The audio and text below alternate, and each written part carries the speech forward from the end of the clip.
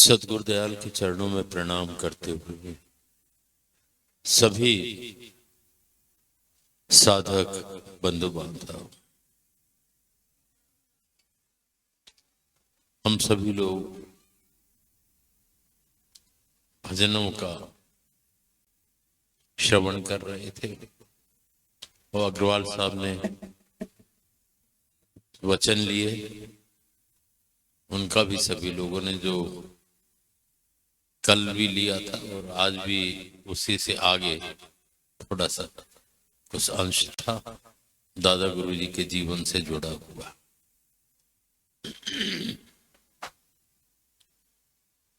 आज यहाँ इस पावन धरा पर हम सब लोग एकत्रित हुए हैं और आज 2 दिन से उनकी कृपा से लाभान्वित हो रहे हैं। कृपा तो वही करते हैं, बात होना चाहिए। नए भी जुड़े हैं और पुराने अपने आप में देखें कि हम कितने दूर और कितने नजदीक।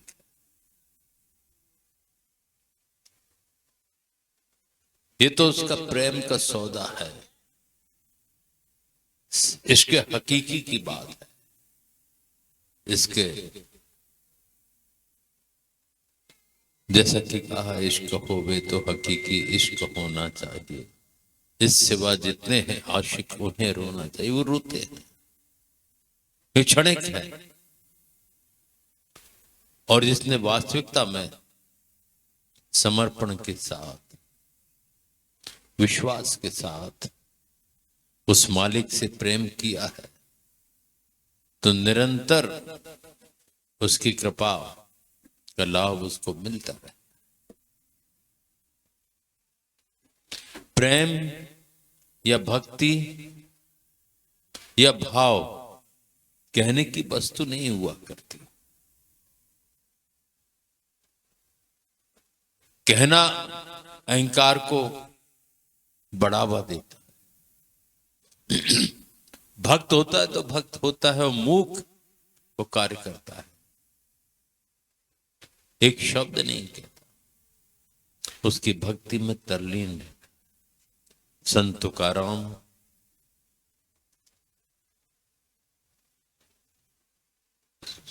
तमाम ऐसे भक्त हो गए हैं, भक्त नरसिंह मेहता।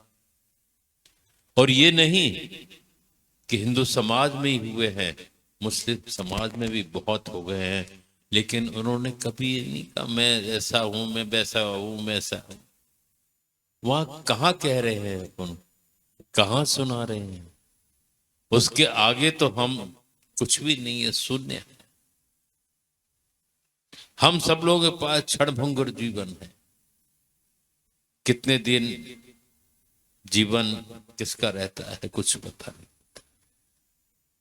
सत्य की तरफ लगे हैं और उसकी कृपा चाहते हैं, तो हमें चाहिए कि अपने आप को संभालें और उनकी कृपा के लिए दीनहीन बने। वो अगर व्यापक दृष्टि से देखता है तो हमें भी चाहिए कि हम सबसे प्रेम करें। हम साधकों में भी आपस में कई बार मनमुटाव हो जाता है, कारण उसका अहंकार। और ये सब चीजें इस मार्ग के लिए नहीं है।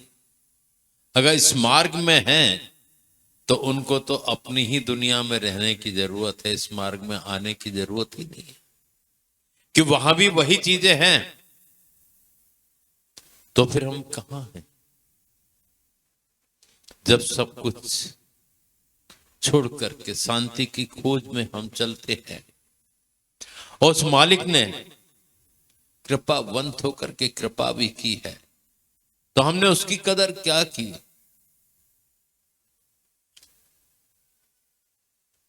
नजदीक रहना, दूर रहना, उसको क्या स्वीकार है उसमें राजी रहना, वो ज्यादा महत्वपूर्ण है।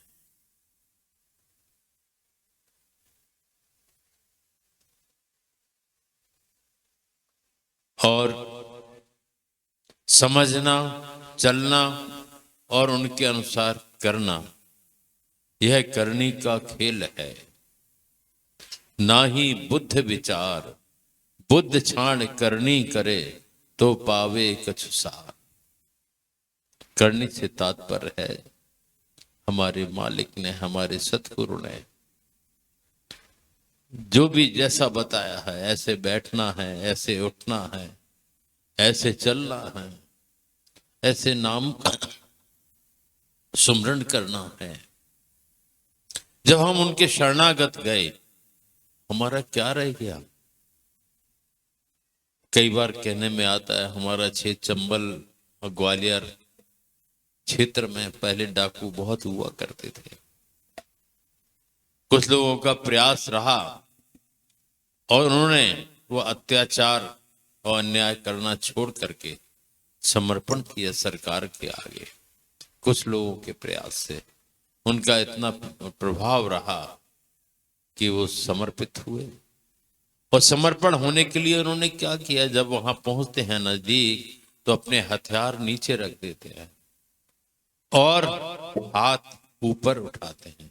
मतलब हमारे पास हमारा कुछ नहीं है, हम समर्पित हैं।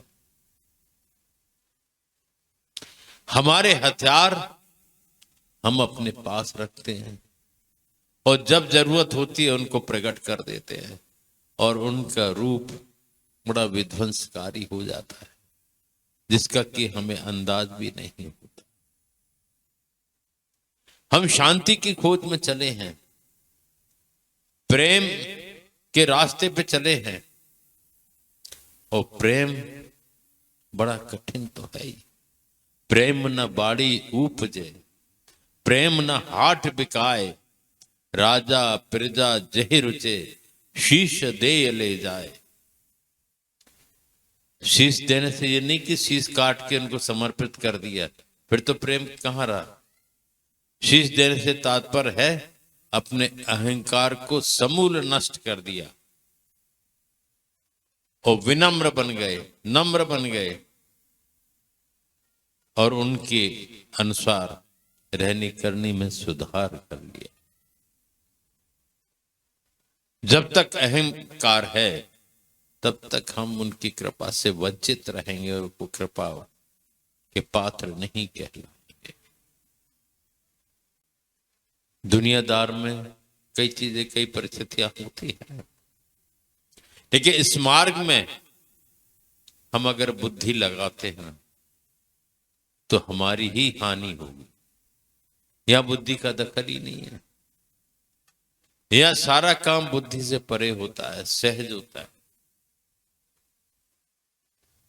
जितने संत महापुरुष हो गए हैं हमारी कमजोरी जानते हैं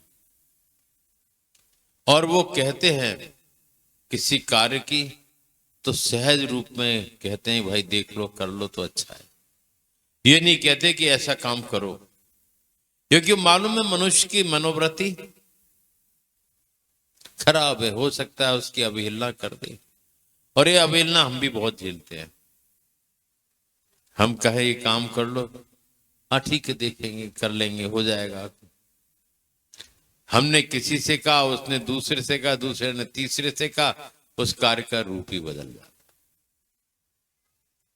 तो जब ये स्थिति होती है तो वो कार्य सहज कहां हुआ। सहज कार्य आदेश उनने हमको किया है और हम दूसरे को कर रहे हैं, तीसरे को कर रहे हैं, चौथे को कर रहे हैं। तो मतलब वो तो आदेश की तो अवहेलना वैसे ही हो गई पहली से। क्या हम खुद ही सक्षम हैं दूसरे को आदेश करने वाले, तो हम आदेश का पालन क्यों करें। ये स्थिति भी देखने को आती है कई बार। और उसमें जो प्रेम, जो वस्तु स्थिति होना चाहिए, उसमें फर्क आ जाता है। स्वामी जी महाराज का एक दृष्टांत है, शायद स्वामी विष्णु तीर्थ जी महाराज का है।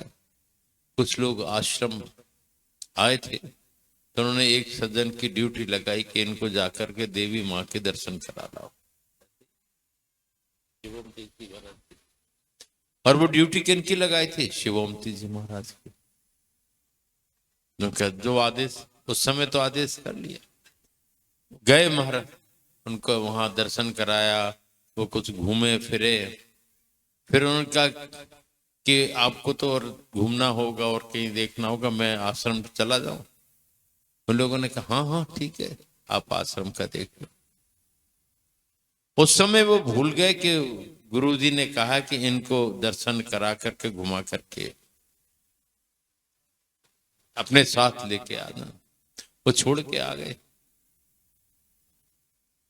कुछ समय बाद स्वामी जी के समक्ष वो आए तो उन्होंने पूछा वो लोग कहाँ हैं जिनको तुम्हारे साथ भेजा था? कि नहीं, उनको तो देर लगती, उनको और घूमना था तो मैं छोड़ के आ गया। तो स्वामी जी ने कहा हमने तुम्हारी ड्यूटी लगाई थी कि इनको वो आके अपने साथ लेके आ गए। बहुत डांटा। और फिर उनसे कहा कि जाकर के देखो वो कहाँ भटक रहे होंगे, कहीं रास्ता नहीं भूल गए, नए लोग हैं। हाँ, माता के मंदिर है देवास आश्रम के ऊपर। फिर अब क्या करते, फिर दोबारा गए, उनको ढूंढ ले तो वहां तो मिले ही नहीं। फिर परेशान होते रहे, मानसिक रूप से परेशान, शारीरिक रूप से परेशान। और परेशानी कैसे हुई कि वो हमने अपनी मन उसमें जोड़ करके और उसमें उस हिसाब से चले, इसलिए परेशानी हुई। जब मन को हम उनके कार्यों में जोड़ देते हैं तो परेशानी निश्चित होना है। वहां किस कारण से, किन परिस्थितियों की वजह से वो आदेशित करते हैं उसका अंदाज हमें नहीं होता। खैर वो वाकई में भूल गए थे, भटकते भटकाते। जब वो उनको ढूंढते हुए आश्रम आए तो वो लोग आश्रम आ गए थे, बैठे हुए थे। लेकिन वो भी परेशान, ये भी परेशान। उनको प्रेरणा दी, शिक्षा दी कि जो कहा जाए उसका पालन करना चाहिए। प्रथम सीढ़ी तो वही है। हम उसी में भी नहीं चल पाते, बरसें गुजर जाती हैं। और सबके अंदर एक प्रेम भाव होना चाहिए। छोटा है, बड़ा है, गरीब है, अमीर है, उसकी गरीबी या अमीरी देखने को तो हमें एकत्रित हो नहीं है। हम तो परमार्थी दौलत बख्शिश में हमें मिले, उनकी कृपा हमें मिले, और जो पवित्र निर्मल प्रेम है वो जागृत हो और उनकी कृपा से हमारा ये जीवन सार्थक हो, इसके लिए हम आते हैं, जाते हैं। आश्रमों का निर्माण हुआ है। लेकिन आज कई चीजें बन गई हैं। अगर लक्ष्य कुछ होता है, पैसा या कुछ, तो वो स्थिति अलग होती। खूब भंडार भर लो लेकिन शांति नहीं होगी। जीवन का बहुमूल्य समय उसी में चला जाएगा। मोक्ष की जो अभिलाषा होती है वो नहीं होगा। सदगुरु, सच्चे सदगुरु का सानिध्य नहीं मिल पाएगा। उसके लिए तो बहुत छोटा बनने की आवश्यकता होती है और सबको लेके चलने की आवश्यकता है। सदगुरु किसको देख रहे हैं, किसको बोल रहे हैं, किससे बात कर रहे हैं, किसको अवसर दे रहे हैं, ये उनको मालूम है। किन कारणों से वो स्थिति होती है ये हमें नहीं पता। हमारी दृष्टि तो एक सीमित दायरे में है, धोखे में है, और उसी धोखे में हम जी रहे हैं और उसी धोखे के सारे झगड़े हैं। बार बार जोर दिया जाता है कि गुरुमुख बनना कठिन तो है, पर उसकी कोशिश करना तो कठिन नहीं है। अगर कोशिश करेंगे तो शायद एक दिन बन जाए, पर यहां तो मन और बुद्धि के वशीभूत होकर के वो कोशिश भी हम नहीं करते हैं, और अपना मैं, मेरा, तेरा, इसमें सब डूबे हुए हैं। भाई मैं और मेरे में तो पशु पक्षी इत्यादि भी चल रहे हैं। पक्षी भी अपने बच्चों की फिक्र रखता है और उनके लिए दूर दराज खेत से दाना एकत्रित करके घोंसले में लाता है, उनकी परवरिश करता है। पशु का भी देखा, गाय का बच्चा, गाय कितना प्रेम आपस में होता है। बखेरे अपनी भाषा में अगर कहीं बिछड़न हो जाए, बिछड़ जाए, तो अपनी भाषा में वो आवाजें भी देते हैं, अपनी भाषा में पुकारते भी हैं। और हम मनुष्य होकर के जो सबका दर्द समझने की अगर शक्ति है तो इसके अंदर है, पर दुख को अनुभव करने की शक्ति है तो इसके अंदर है, पर पीड़ा का अनुभव होता है तो इस मनुष्य को होता है। इसके अंदर उसने सब कुछ दिया है, वो जानवर और पक्षियों में नहीं दिया, उनको तो वहीं सीमित तक रखा है। और ये तो है ही है, और ईश्वर को, निराकार को साकार रूप में प्रकट करने की भी ताकत इसी शरीर में है।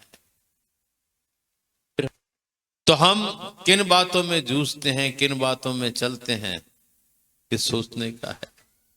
वो ये नहीं कहते कि सब कुछ छोड़ करके भक्त हो जाओ, साधु हो जाओ, कपड़े रंग लो, उसकी आवश्यकता नहीं है। घर गृहस्थी में रहते हुए भी सब कुछ प्राप्त होता है। बार बार हमारे ग्रंथ, हमारे पूर्वज, हमारे संत महापुरुष समझाते हैं। ब्रह्म ऋषियों की 10 देखो, वशिष्ठ जी महाराज के कितने पुत्र थे अग्रवाल साहब? 100। सोच सकते हैं क्या? और उसके बाद भी विश्वामित्र ने बहुत बड़ा एक अत्याचार के या और उनके पुत्रों का हत्या की, और उनसे फिर भी उन्होंने, ब्रह्म ऋषि उनको नहीं कहा, उनको बड़ा गुस्सा आया विश्वामित्र जी को। शांत प्रवृत्ति, चित्त को शांत रखें। हाथी बहुत खाता है लेकिन शांत है, और चींटी लेकिन कहीं जा नहीं सकता, घूम नहीं सकता, कहीं किसी चीज का अनुभव नहीं कर सकता, दरवाजे पे खड़ा रहेगा। चींटी बड़ी छोटी होती है और सब जगह का अनुभव कर लेती है। आहार भी छोटा हो लेकिन ताकत उसकी भी बहुत बड़ी होती है। हाथी विशाल काय है, ताकतवर है, लेकिन चींटी हाथी को परास्त कर देती है, मार देती है, ऐसा कहा जाता है। कितनी भी ताकत हमारे पास आ जाए, धन की आ जाए, शारीरिक शक्तिमान हो जाए हम, जहां उन सब चीजों में गुणों से हम भरपूर हों, सारी पुस्तकों का ज्ञान हो, हर क्षेत्र का ज्ञान हो, अगर उसमें अहंकार आ गया तो सारा धराशायी हो जाता। जो त्रिलोकपति है, सबके दाता राम, भगवान विष्णु या भगवान शंकर या भगवान कृष्ण, उन्होंने कभी नहीं कहा कि मैं भगवान हूं, मैं चाहे कुछ कर सकता हूं। अपनी ताकत का भी बखान नहीं किया, ना मुख से प्रकट किया। उनके मुखारबिंद पे मुस्कान रहती है सब पे, लेकिन जरूरत पड़ती है तो भगवान शंकर का तांडव भी प्रसिद्ध है, लेकिन वो उसमें भी हित छिपा रहता है। उनकी जो लीला है वो हम नहीं समझ सकते उस चीज को, लेकिन जो कल्याण का मार्ग है, जो हमारे लिए बहुमूल्य रास्ता है, वो सद्गुरु कृपा से इसी देह में मिलता है। और हमें स्वर्ग का राज हो जाए, सारी खुशियां मिल जाएं, तो भी हमारा मोक्ष असंभव है। उसके लिए हमें फिर आना पड़ेगा इसी नरदेही में। ब्रह्मावतारियों ने जो लीला की है, उन्होंने भी कारण ये शरीर ही बना है। इस शरीर में आकर के ही उन्होंने अपनी लीलाएं दिखाई हैं। भगवान कृष्ण कहते हैं कि एक बार चंद्र ग्रहण पड़ा, तो ग्रहण में अगर कोई चला जाए चंद्रमा को देख ले तो उस पर कुछ ना कुछ कलंक लग जाता है ग्रहण में। इसीलिए सावधानी बरतना पड़ती है कि भाई कहीं कोई बात नहीं हो जाए, इसलिए ग्रहण से बचते रहे। लेकिन भगवान कृष्ण को तो लीला करना थी और चंद्र ग्रहण में निकल गए और देख लिया उन्होंने चंद्रमा। अब नियम तो उनके बनाए हुए, तो उसका पालन भी उनको करना था। तो उन पे कलंक लगा, काय का? एक 9 लखा हार चोरी का। और सब ने जब उन पे वो हार की चोरी लगी तो सब परेशान हो के इन्होंने चुराया है। अब उन्होंने कहा जब तक वो कलंक नहीं मिटेगा, जब तक मैं हार ढूंढ के नहीं लाऊंगा, तब तक मैं चैन से नहीं बैठूंगा। तो वो काफी जगह ढूंढा, कहीं नहीं मिला। तो एक गुफा उनको नजर आई कि इसके अंदर तो नहीं है कहीं। तो उसके अंदर गए। उसके अंदर अकबर जामवंत, उसके अंदर जामवंत जी रहते थे। भगवान राम के टाइम के, त्रेता के और द्वापर का ये किस्सा है। और वो उस गुफा में पहुंचते हैं। जामवंत तो विशाल काय रूप था।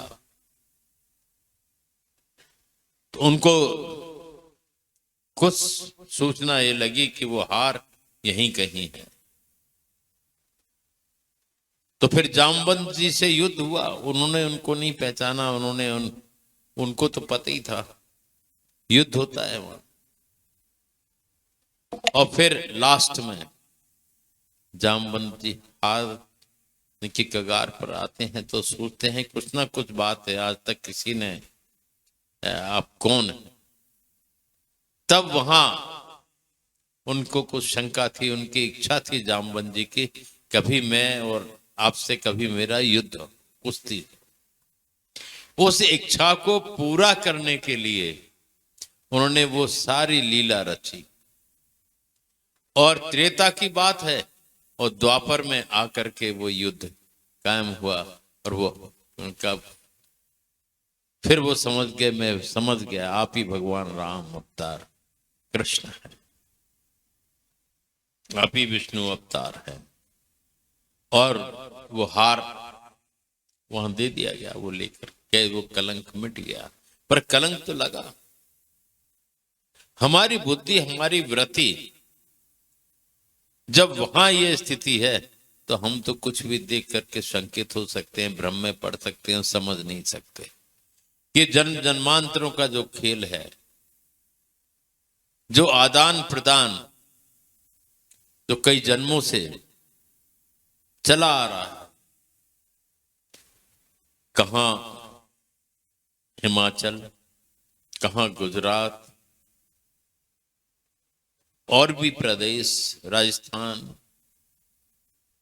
उन्होंने जोड़ा, हमने नहीं जोड़ा।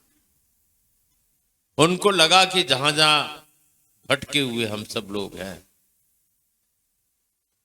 लेकिन जोड़ने वाला कुछ निमित्त ऐसे को बना दिया, इसको कुछ आता ही नहीं, दिखाई देने के लिए कर दिया उन्होंने। खुद ही करते हैं, लेकिन बस ये एहसास होता है कि वो एक पल के लिए दूर नहीं है, पर हम लोग बहुत बड़ी गलती कर देते हैं, उस समझ नहीं पाते। जो दूर नहीं है उसको दूर समझ के कैसा भी व्यवहार, कुछ भी अपनी स्थितियां परिस्थितियां हम बोल देते हैं। लेकिन जिसको पता है उसको कष्ट होता है कि ये हमें नहीं, वो किस पे प्रभावकारी हो रहा है इसको मालूम नहीं। वो शक्ति, वो गुरु तत्व नित्य है, शाश्वत है, और वो अंग संग रह करके संभाल करते हैं, कर रहे हैं और करेंगे, ये निश्चित है। उन्होंने पकड़ा है, काम हमारा बनाएंगे, लेकिन हम भी कुछ अपने सब कुछ बदले तभी काम बनेगा, नहीं तो फिर गोते खाते रहेंगे। 84 लाख योनि के अंतर्गत ये शरीर मिला है बेशकीमती, इसकी कदर करें, समझें और उनके चरणों की ओर खींचें। आज यहाँ निश्चित तौर पर एक बड़ी संख्या में साधक बंधु बांधव एकत्रित हो जाते हैं। ग्वालियर में भी नहीं हो पाते इतने, तो जो यहाँ स्थिति बन जाती है कई बार, क्योंकि ये उनका क्षेत्र रहा है। जर्रे जर्रे में उनकी महिमा है, कण कण में वो व्याप्त है। जो भी लाभ उठाना चाहे उठा सकता है, और जो नहीं उठाना चाहे उसको कह ही नहीं सकता। जैसे चलनी में दूध धोए कर मन को दोष दे, चलनी में दूध धोए के रुकी नहीं रहा, कर्म तो अपन कर रहे हैं और कह रहे हैं दूध नहीं दे, तो उस चीज को समझें। तो आज भी उन्हीं की कृपा बरस रही है, और देश काल परिस्थिति के अनुसार हर चीज में परिवर्तन होता रहा है। साधना के अंतर्गत परिवर्तन हुआ है, उन पद्धतियों में परिवर्तन हुआ है, लेकिन उनको सब पता है। जन्म जन्मांतरों का ये लेना देना है। एक जन्म गुरु भक्ति कर, जन्म दूसरे नाम, जन्म तीसरे मुक्ति पद, और चौथे में निज धाम। एक जन्म गुरु भक्ति कर, हम भक्ति तो कर नहीं रहे हैं। अगर सच्चे भक्त बन जाएंगे तो निश्चित है वो बख्शिश में नाम स्वरूप मिलेगा, नाम की दान मिलेगा। जन्म तीसरे मुक्ति पद, चौथे में निज धाम, और चौथे जन्म में वो अपने धाम में हमको आश्रय दे देंगे, अपने साथ रखेंगे। पर अपने को तो अपना जन्म पहला ही समझना चाहिए कि उसमें कोई कसर ना आए। सेवक भाव कठिन है, पर सच्चे बने, सच्चे विश्वास और समर्पण के साथ आगे बढ़े तो निश्चित है उसकी नजर में आना है। हमारी नजर में कोई जरूरत नहीं है, हमसे तो सब ठीक है, लेकिन उसकी नजर में आना है। बैठा हमें दिया है उसने, कि जरिया ये रहेगा। वक्त गुरु जब तक ना मिले हैं, अनुरागी का काज न सरे। जब तक वक्त गुरु नहीं मिलते हैं तो अनुरागी का काज पूरा नहीं हो पाता। तो वक्त गुरु के पहले चाह होना चाहिए, और मिलकर के भी उसको समझना चाहिए कि ये मनुष्य का काम नहीं है, ये शक्ति का काम है जो निरंतर कार्य कर रही है। वो बहुत ऊंचे होते हैं, बुराई भलाई से बहुत ऊंचे होते हैं। ना बुराई सुनना पसंद करते, ना करना पसंद करते, लेकिन बुराई किसी में पैदा होती है तो उनको तकलीफ होती है कि देखो सब जानते हुए इसने इस बुराई को पकड़ रखा।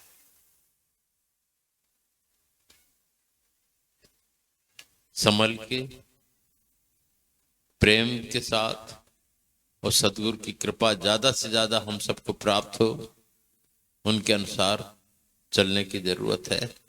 पुनः यहाँ के भी और बाहर के सभी सत्संगियों को बहुत बधाई है, शुभकामनाएं हैं कि उनकी कृपा का लाभ हमें भी मिल रहा है, और वो ही कहला रहे हैं कि हमारा तो वास्तविकता में वही स्थिति है कि उनके अलावा कुछ नहीं, जिसमें कि हम भ्रम में पड़े रहते। कैसे बोलना है, कैसे उठना है, कैसे चलना है, सत्संग में, साधन में ये सब बताया जाता है। उन चीजों का अनुसरण करें ताकि हमारा ये जीवन सफल हो सके। यहाँ के सत्संगियों ने काफी व्यवस्था में बहुत मेहनत की, दिन रात लगे ही रहे हैं।